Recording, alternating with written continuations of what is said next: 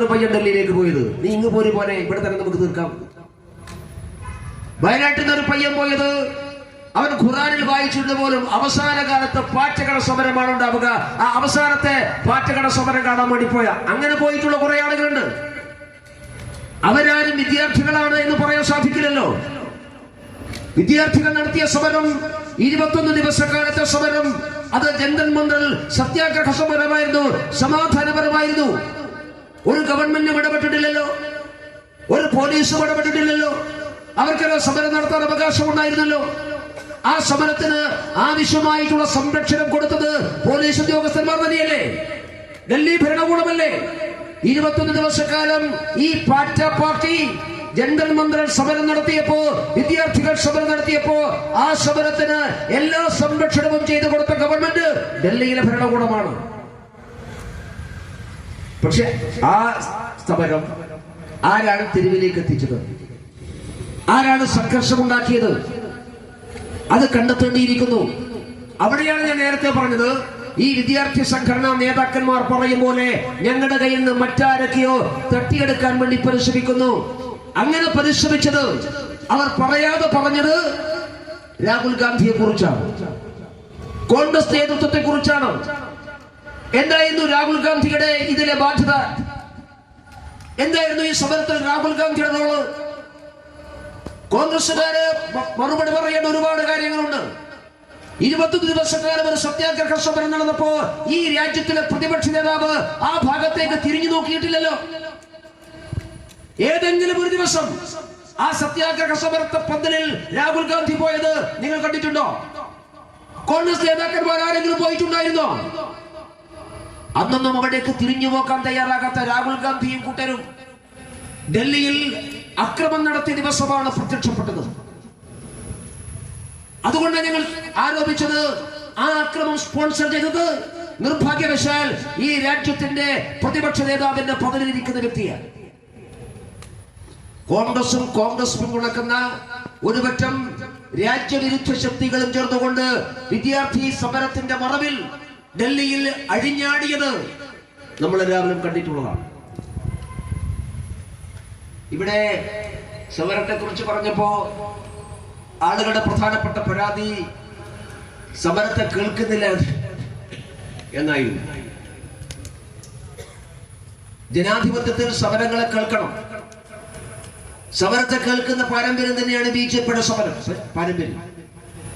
ഈ രാജ്യത്തും നരേന്ദ്രമോദി സർക്കാരിനെതിരായി നടന്നിട്ടുള്ള എല്ലാ സമരങ്ങളും ആ സമരത്തിന് നേതൃത്വം കൊടുത്തിട്ടുള്ള ആളുകളുമായി രാജ്യം ഭരിക്കുന്ന ഗവൺമെന്റ് ചർച്ച ചെയ്തിട്ടുണ്ട്.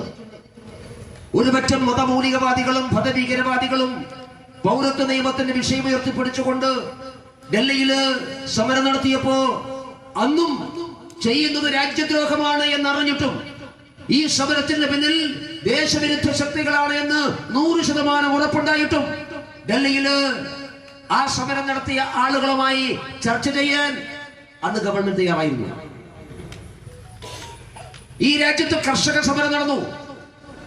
ആ കർഷക സമരം സ്പോൺസർ ചെയ്യുന്നത് കാനഡ ആസ്ഥാനമായി പ്രവർത്തിക്കുന്ന ഖാലിസ്ഥാൻ തീവ്രവാദ സംഘടനകളാണ് എന്ന് സമ്പൂർണമായി ബോധ്യമായിട്ടും സമരം കർഷകരുടെ പേരിലായതുകൊണ്ട് ആ കർഷക സമരത്തിന് നേതൃത്വം കൊടുക്കുന്ന ആന്തോളൻ സമിതിയുമായി ചർച്ച ചെയ്യാൻ ഈ രാജ്യം ഭരിക്കുന്ന മോഡി ഗവൺമെന്റ് തയ്യാറായിരുന്നു.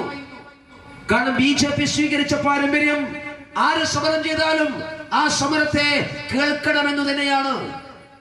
ആ സമരമുഖത്തെ ആളുകൾക്ക് പറയാനുള്ളത് കേൾക്കണം. അവരുമായി ചർച്ചയ്ക്ക് തയ്യാറാകാൻ ഒരിക്കലും ഞങ്ങൾ അമാന്തം കാണിച്ചിട്ടില്ല. എല്ലാ സമരങ്ങളുമായി ഞങ്ങൾ ചർച്ച ചെയ്തിട്ടുണ്ട്. പക്ഷെ ഞാൻ ചോദിക്കട്ടെ, ഞങ്ങളെ ഉപദേശിക്കുന്ന ആളുകൾ, നരേന്ദ്രമോദിയെയും ബിജെപി ഉപദേശിക്കുന്ന ആളുകൾ, അവരെത്ര സമരമുഖത്തേക്ക് കടന്നു ചെന്ന് സമരം ചെയ്യുന്ന ആളുകളുമായി സംസാരിച്ചിട്ടുണ്ട്? ഓർമ്മയില്ലേ നിങ്ങൾക്ക്?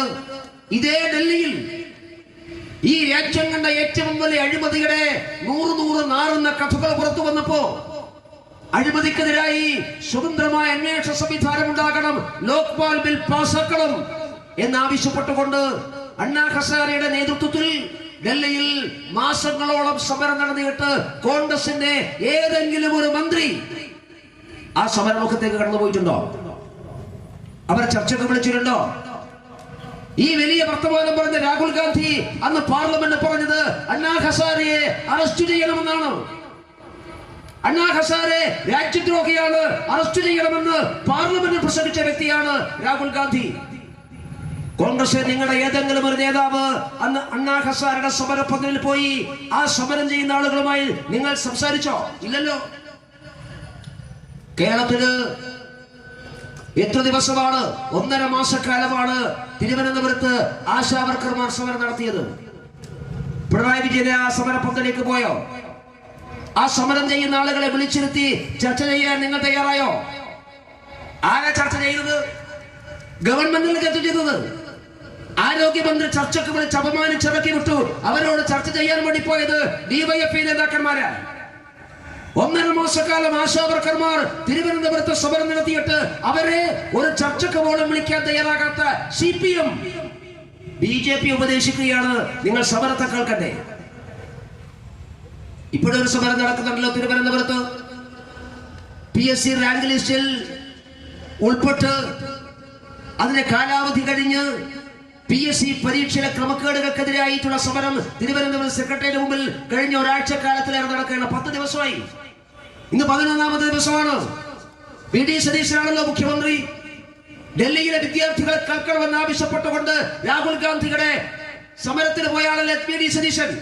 11 ദിവസമായി സെക്രട്ടേറിയറ്റിന് മുമ്പിൽ PSC റാങ്ക് ഹോൾഡർമാർ നടത്തുന്ന സമരമുണ്ട്. ആ സമരത്തെ VD സതീശൻ കേട്ടോ?